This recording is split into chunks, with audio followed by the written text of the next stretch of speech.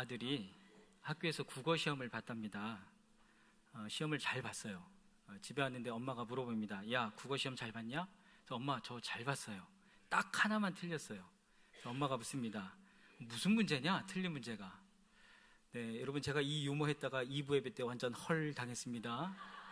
그러나 3부 예배는 우리 성가대가 있기 때문에 제가 믿음으로 합니다. 잘 반응해 주셔야 됩니다. 엄마가 묻습니다. 야, 도대체 무슨 문제인데 틀렸냐? 그랬더니 보통의 반대말이 무엇입니까? 이 질문이에요.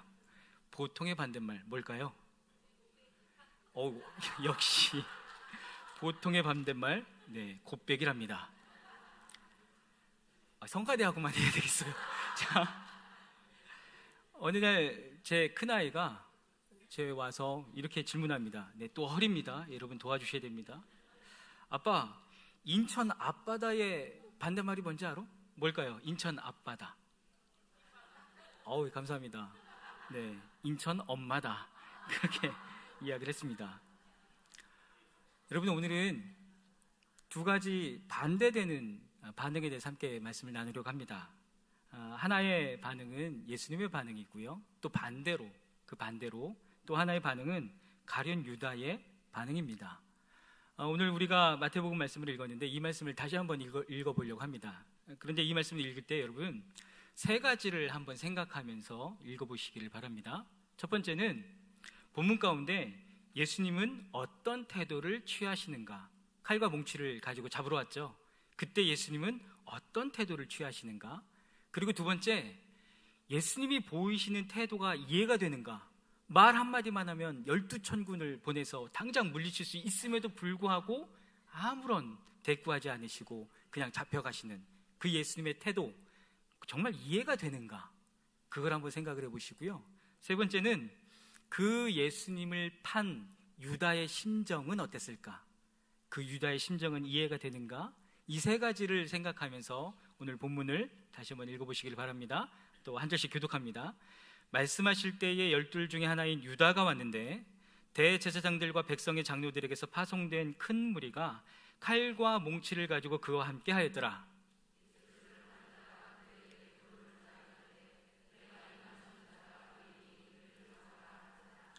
곧 예수께 나와 랍비여 안녕하시옵니까 하고 입을 맞추니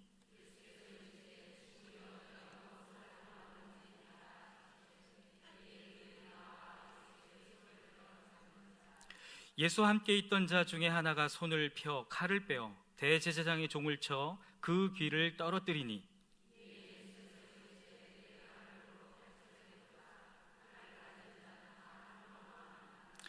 너는 내가 까먹었습니다. 헐 이어서 너는 내가 내 아버지께 구하여 지금 12군단 더 되는 천사를 보내시게 할 수 없는 줄로 아느냐?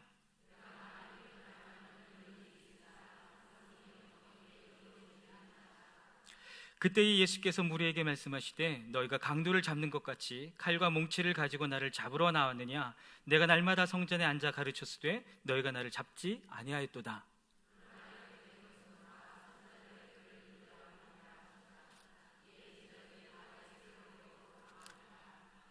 네, 어떻습니까? 여러분, 예수님의 행동이, 예수님의 태도가 이해가 되십니까? 어떻게 그런 상황에서 이런 태도를 취할 수가 있을까요? 또 여러분이라면 예수님처럼 그렇게 하실 수 있을까요? 이번엔 반대로 예수님을 팔아넘기는 유다의 심정이 어땠을까요? 은 30개로 팔았죠. 은 30개로 팔면서 야, 나 돈 벌었다, 할렐루야, 신난다, 그랬을까요? 아니면 내가 지금 무슨 짓을 하는 거지? 그랬을까요? 아마 후자이지 않을까요? 마태복음 26장 21절 말씀을 보면 예수님이 제자들에게 이렇게 말씀하십니다. 내가 진실로 너희에게 이르노니 너희 중에 한 사람이 나를 팔리라 그러셨습니다. 그 얘기를 듣자 제자들이 깜짝 놀랍니다. 그래서 예수님에게 예수님 접니까? 저는 아니지요. 다 이렇게 물어봅니다. 그때 예수님이 뭐라고 말씀하시냐면 나와 함께 그릇에 손을 넣는 자가 그가 나를 팔리라. 그런데 누가 함께 그릇에 손을 넣었죠? 유다죠. 여러분, 예수님과 함께 그릇에 손을 넣었던 유다, 그 심정이 어땠을까요? 그때 그 마음이 어땠을까요? 내가 지금 무슨 짓을 하는 거지? 분명히 그 생각이 있었을 거예요. 내가 미쳤지? 내가 어떻게 이 예수님을 은 30개 팔 생각을 했지? 분명히 그 엄청난 마음의 가책과 양심의 찔림이 유다 안에 있었을 것입니다. 그러나 예수님의 행동도 이해가 되지 않지만 이 유다의 행동도 이해가 되지 않습니다. 내가 지금 무슨 짓을 하는 거냐? 그 마음이 들어도 끝내 어떻게 했습니까? 예수님을 팔아 넘겼습니다. 이런 유다를 향해서 예수님이 뭐라고 말씀하시냐면, 인자는 자기에 대하여 기록된 대로 가거니와 인자를 파는 그 사람에게는 화가 있으리로다. 그 사람은 차라리 태어나지 아니하였더라면 제게 좋을 뻔하였느니라. 유다야, 넌 차라리 태어나지 않는 게 좋았겠다. 그렇게 말씀하십니다. 그런데도 유다는 어떻게 합니까? 팔았죠. 여러분, 이게 이해가 되십니까?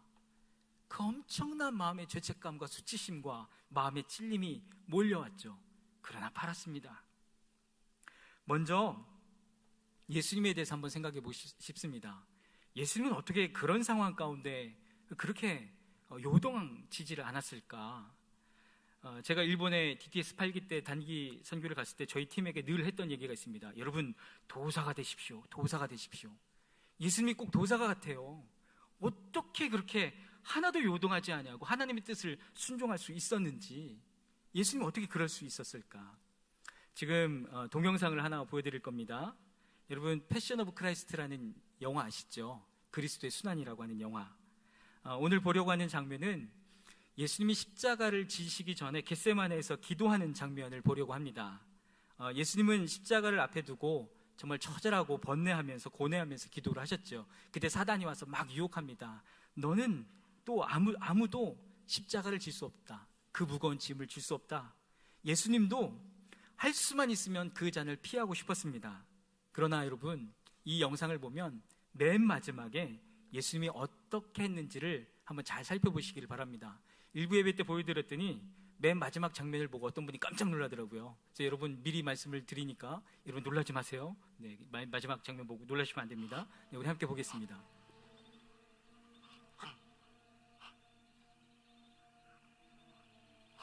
Sinä otia pui. Kuma. Bezrati.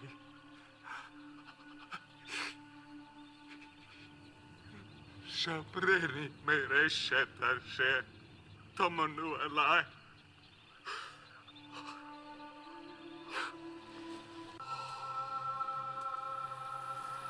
بكشت يمين عند نشخت كهيل مهير مبع ليقول حتى Bıraksayı nafşi adınay. Bıraksaydı.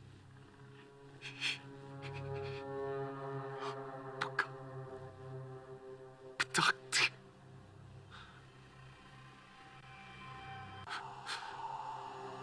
Baba. Kulet kehu. Engel. Kastige edemini. Akken lakis var. Lehuwe di lakis var. Kim?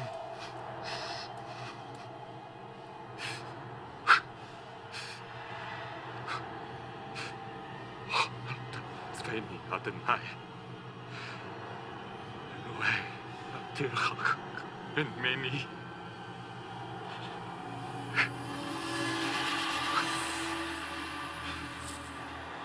Schlagorka, Uamitica. Emma, Yaho, Honi.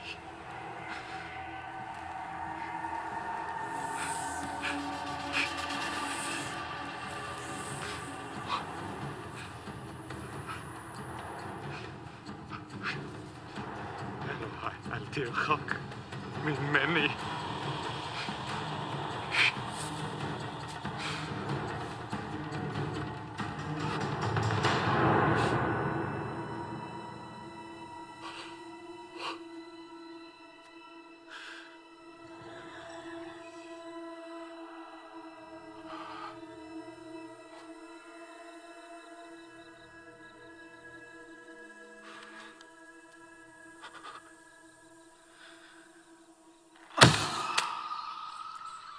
놀라지 말라니까.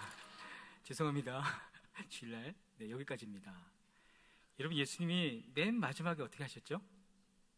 뱀을 밟았죠. 이게 무엇을 의미할까요? 사단의 유혹, 또 이 잔을 피하고 싶은 그 인간적인 그 마음들, 그 연약함들 어떻게 하셨을까요? 밟으신 겁니다. 예수님이 어떻게 그렇게 도사 같을 수가 있습니까? 예수님은 아무리 때리고 모욕해도 욕해도 절대 요동하지 않았습니다. 어떻게 그럴 수가 있습니까?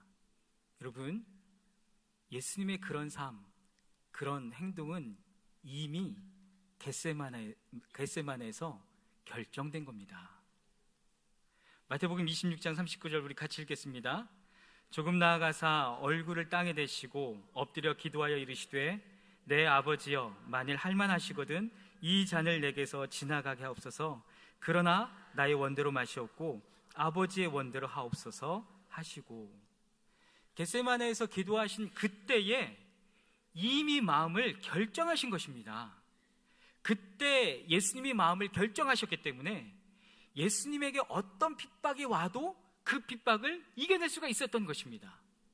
겟세마네에서 이미 믿음의 결정을 하셨기 때문에 어떤 핍박과 요구와 어떠한 모욕이 와도 예수님은 그 십자가의 길을 순종하셨던 것입니다. 그러므로 예수님의 이런 태도, 예수님의 이런 삶은 겟세마네에서 기도하실 때 그때 이미 결정된 것입니다. 그래서 이해할 수 없는 행동들을 예수님이 하실 수가 있었던 것이죠. 왜냐하면 이미 마음으로 결정하셨기 때문에. 반대로 유다가 왜 그렇게 행동했을까요? 엄청난 양심에 찔림, 마음의 찔림이 분명히 왔었을 텐데 그럼에도 불구하고 끝내는 예수님을 팔아넘기지 않았습니까? 어떻게 유다는 그렇게 행동을 했을까요? 마찬가지입니다. 26장 14절에서 16절 말씀을 보면, 그때 12 중에 하나인 가룟 유다라 하는 자가 대제사장들에게 가서 말하되 내가 예수를 너희에게 넘겨주리니 얼마에 주려느냐 하니 그들이 은 30을 달아주거늘 그가 그때부터 예수를 넘겨줄 기회를 찾더라. 여러분, 이것이 굉장히 중요한 삶의 원리인데요, 유다의 행동도 이 유다가 예수님을 팔아넘기기로 마음을 결정한 그 순간 이미 결정된 겁니다. 야, 너 차라리 나지 않았으면 좋겠다 말씀하셔도, 예수님이 한 번 더 기회를 주시고 한 번 더 회개의 기회를 주셔도 이미 그 마음을 결정한 이상 예수님도 어떻게 할 수가 없는 겁니다. 하나님의 역사가 나타날 수가 없는 것입니다. 사랑하는 여러분, 이렇게 우리의 삶 가운데 얼마나 많은 상황들과 또 얼마나 많은 처지들이 일어납니까?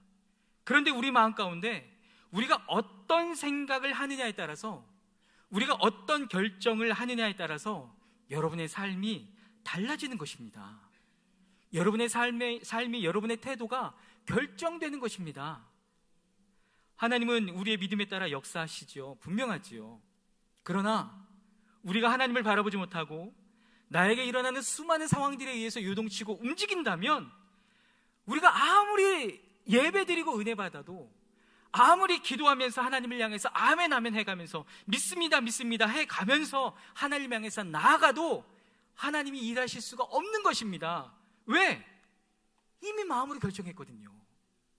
이미 하나님이 아니라, 하나님의 말씀이 아니라 우리 눈에 보여지는 상황에 넘어졌고, 그 넘어진 그 무서운 마음을 붙들고 기도하고 있기 때문에, 그 상태로 하나님 앞에 나아가기 때문에 여전히 우리 삶 가운데 주님의 역사가 일어나지 않는 것입니다.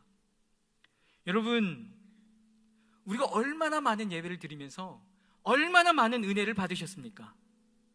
우리가 기도하면서 얼마나 많이 손을 들고 주님을 향해서 나아갔었습니까? 때로는 말씀을 들으면서 하나님의 뜻이 이거였었구나, 나를 향해서 주께서 이런 일들을 행하시겠구나, 그런 많은 소망을 우리가 얼마나 많이 품었었습니까? 그러나 반대로 우리의 삶 가운데 주님이 역사하시는 그 능력과 그런 변화의 삶이 얼마나 빈약하고 없었는지요. 왜 그렇겠습니까? 우리가 예배를 안 드린 것도 아니고, 우리가 은혜를 안 받은 것도 아니고, 우리가 깨닫지 못한 것도 아니고, 우리가 모르는 것도 아닌데 왜 삶 가운데 변화가 일어나지 않는 것입니까? 여러분, 겟세마네의 기도가 여러분 안에 있으셨습니까? 삶이 어떠하다 할지라도, 행동이 어떠하다 할지라도 내가 믿음으로, 내가 마음으로 주님을 붙들고 결정하는 그 일이 여러분 안에 먼저 있으셨습니까? 빌립보서 4장 13절 말씀을 보면 굉장히 유명한 말씀이 나오죠. 내게 능력 주신 자 안에서 뭐라고 하죠? 내가 모든 것을 할 수 있느니라. 할렐루야죠. 당연하죠. 그런데 빌립보서 4장 13절 말씀은 그 앞에 있는 12절 말씀을 통과한 사람만 할 수 있는 고백입니다. 12절에서 뭐라고 이야기했는지 아십니까? 나는 비천에 처할 줄도 알고 풍부에 처할 줄도 알아. 모든 일 곧 배부름과 배고픔과 풍부와 궁핍에도 처할 줄 아는 일체의 비결을 배웠노라. 하나님이 우리 애들의 삶 가운데 풍부를 부어주실 때가 있습니다. 할렐루야, 하나님을 찬양합니다. 하나님을 높여드립니다. 하나님 정확하신 분입니다. 당연하죠. 누구나 하나님을 예배할 수 있죠. 그러나 이 진짜 고백은 내가 비천에 처할 때에도 내게 능력 주신 자 안에서 내가 모든 것을 할 수 있다. 그 고백이 진짜 고백인 것입니다. 그럼에도 불구하고, 배고픔에도 불구하고, 궁핍에도 불구하고 그리 아니하실지라도 내 안에 예수의 이름이 있기 때문에 내 안에 주님의 능력이 있기 때문에 내가 주님 안에 나아갈 수 있습니다 라고 하는 고백이 진짜 고백인 것입니다. 마태복음 15장 13절 말씀을 보면 예수께서 대답하여 이르시되 심은 것마다 내 하늘 아버지께서 심으시지 않은 것. 여러분, 우리 삶 가운데 하나님이 심지 않은 것이 얼마나 많이 있는지요. 여러분, 우리 삶 가운데 내가 원하지 않고 뜻하지 않았던 하나님이 심지 않은 것들이 얼마나 많은지요. 그런데 여러분, 그럼에도 불구하고 여전히 하나님의 말씀을 붙들고 나아간다? 그거는 용기가 없으면 그런 고백이 나올 수가 없는 것입니다. 그러므로 믿음이라고 하는 것은 용기입니다. 용기. 그럼에도 불구하고 주님을 붙든 것. 내 육신이 아픈데, 내 환경은 자꾸 나빠만 지는데, 내 자녀는 이미 믿음 생활을 떠나가서 언제 돌아올지 모르는데 그럼에도 불구하고 하나님이 일하실 것입니다. 그것은, 그 고백은 용기가 없으면 할 수 없는 거예요.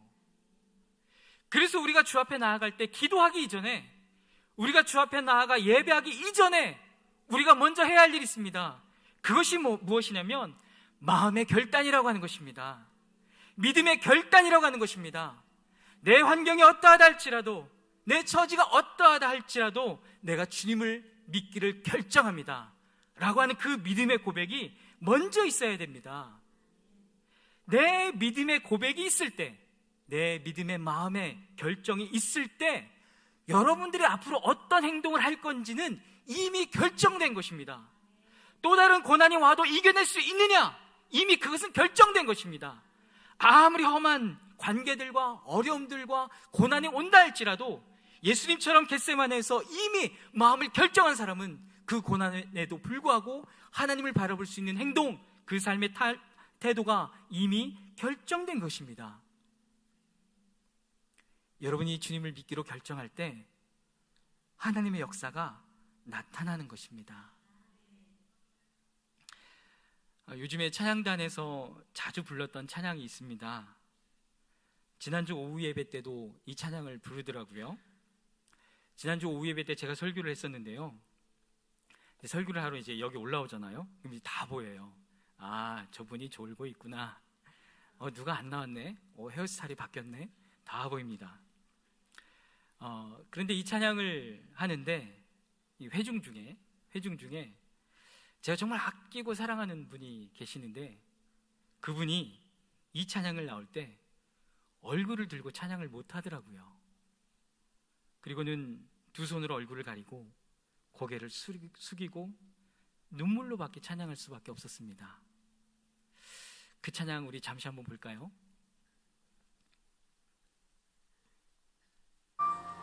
예수님만을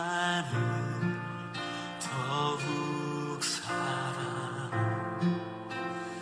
날이 갈수록 더욱 사랑 고난이 와도 더욱 사랑 내 삶의 고백 더욱 사랑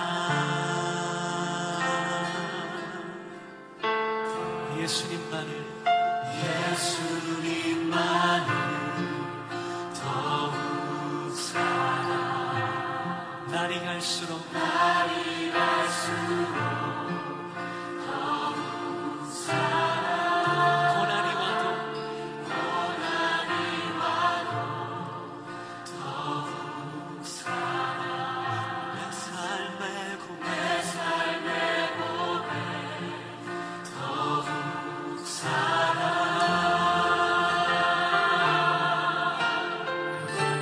주님 한 분만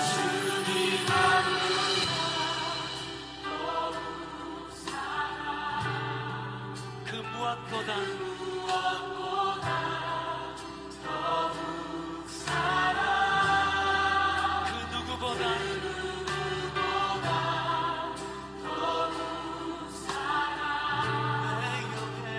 내 영의 고백 네, 여기까지 편집을 했습니다. 이 찬양을 하는데 그분이 고개를 못 들더라고요. 그분이 지금 정말 큰 고난 가운데 있거든요. 감당하기 힘든 고난입니다. 이런 고난 가운데, 이런 상황 가운데 예수님만을 더욱 사랑?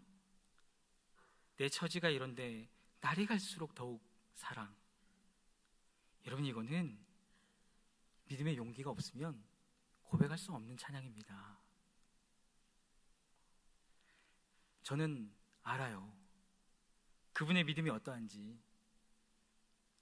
그분이 지금 어떻게 하나님을 섬겨왔는지 저는 압니다. 비록 두 손 들고 하나님을 향해서 선포하면서 막 더욱 사랑한다고 찬양할 수는 없었지만, 비록 그저 내가 할 수 있는 것은 얼굴을 가리고 우는 것밖에 없었지만, 저는 압니다. 그분이 주님께 고백하고 있었습니다.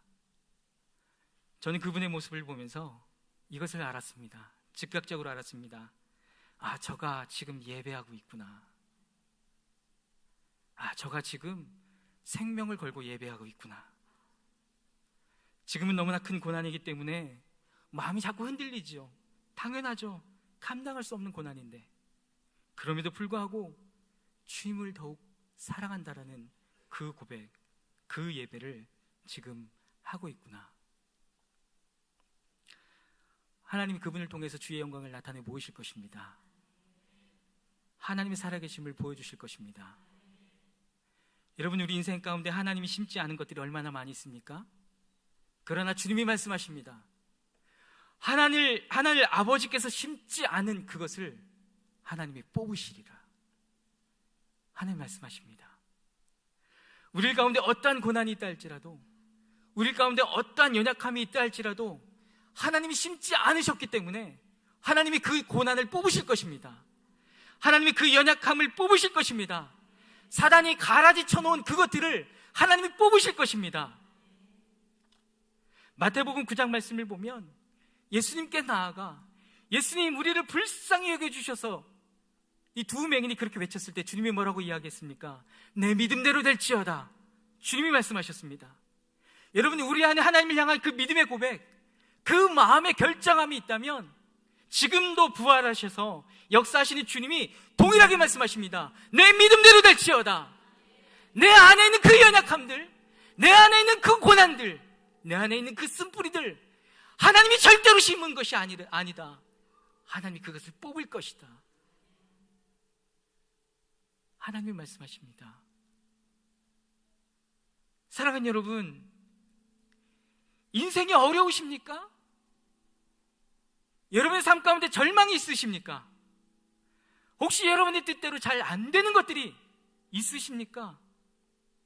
그러나 그럼에도 불구하고 예수님이 먼저 그러셨던 것처럼 십자가의 길을 겪기 이전에, 십자가의 길을 걷기 이전에 겟세마네에서 먼저 마음을 결정하고 그의 삶이, 그의 태도가 결정됐던 것처럼 여러분, 이 성전을 떠나가기 이전에 여러분들도 주님을 향해서 마음을 결정하고 나아간다면, 그 용기로, 그 믿음의 결단함으로 주 앞에 나아간다면 하나님께서 여러분의 삶 가운데 하나님이 심지 않은 것들을 뽑으실 것입니다.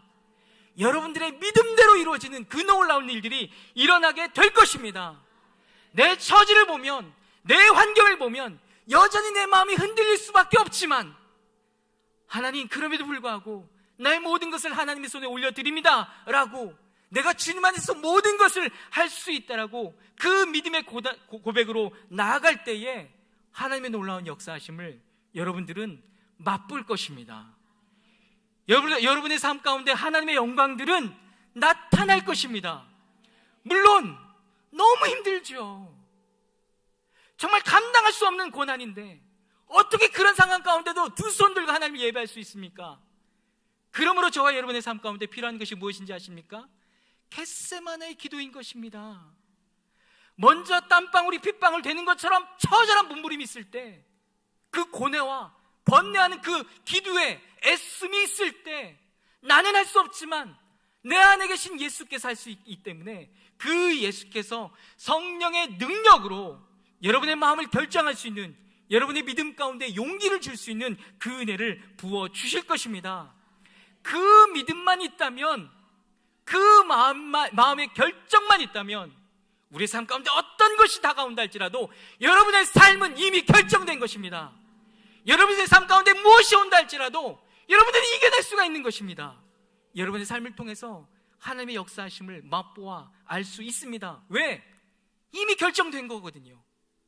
이미 예수 그리스도의 능력으로 말미암아, 성령의 능력으로 말미암아 내 삶에, 내 태도에 모든 것이 이미 결정된 것이거든요. 이 아침에 예배하는 모든 이들 가운데 주님의 그 마음이 있게 되길 주의 이름으로 축복합니다. 정말 귀한 고백입니다. 그리고 정말 중요한 우리 삶의 원칙입니다. 우리 삶의 원리입니다. 여러분, 마음을 결정하십시오. 기도할 때 마음을 결정하고 기도하는 것입니다. 예배할 때 믿음의 용기를 갖고 예배하는 것입니다. 주님을 높여드릴 때 내가 먼저 마음을 결정하고 주님을 높여 드리는 것입니다. 그럴 때에 하나님 심지 않은 것들이 뽑힐 것이고 하나님 우리의 삶 가운데 주의 역사를 부어 주실 것입니다. 기도하겠습니다. 살아계신 하나님, 우리가 은혜를 못 받은 것도 아닌데, 우리가 눈물을 안 흘린 것도 아닌데, 우리가 깨닫지 못한 것도 아닌데, 우리가 기도하지 않은 것도 아닌데, 하나님, 우리의 삶 가운데 왜 이렇게 하나님의 역사하심이 궁핍한 것입니까? 주님이 살아계시지 않는 것도 아니고 주님이 부활하시지 않는 것도 아닌데 왜 우리 삶 가운데 여전히 주님의 그 부활의 권능과 능력이 나타나지 않는 것입니까? 주님, 이 시간 성령의 인도함 따라 주님, 우리의 내면 깊은 곳으로 인도하여 주시옵소서. 주님, 과연 내가 예수님처럼 겟세마네에서 내 마음을 결정했는지, 그럼에도 불구하고 내가 용기 내어 주님을 내가 붙든다고 내가 믿었는지, 주님 먼저 그것을 살펴보기를 원합니다. 주님, 그 믿음의 결정이 우리 안에 있을 때 주님이 일하실 것이고 주님께서 새롭게 하실 것이고 주님께서 역사하실 것입니다. 오늘 함께 예배한 모든 이들 가운데 이 놀라운 은혜와 축복과 결단함을 부어 주시옵소서. 그렇게 행하시고 역사하실 주님을 찬양하며 예수님의 이름으로 기도했습니다. 아멘.